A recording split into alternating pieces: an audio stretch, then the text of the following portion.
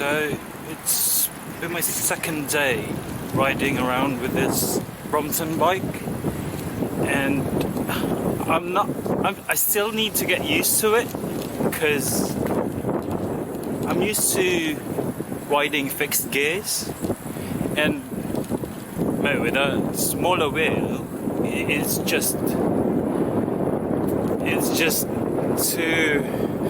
it's not too stable, if you know what I mean.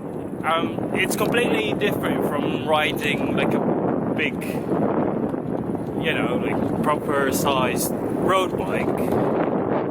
But to be honest, I'm loving it. It's like I just need to get used to it. Plus the gears. If you've been riding a fixed gear, it's just pedal forward and backwards. Well, with this one, you actually need to change gears when you go uphill. If you want to go fast, you have to put it on 3, and yeah. But it works well where I'm from, or where I'm riding, because it's mostly uphill. So I'm not struggling as much if I were on a fixed gear.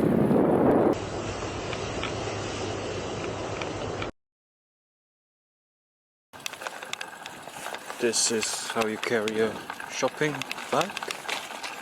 You don't have a bag at the front yet.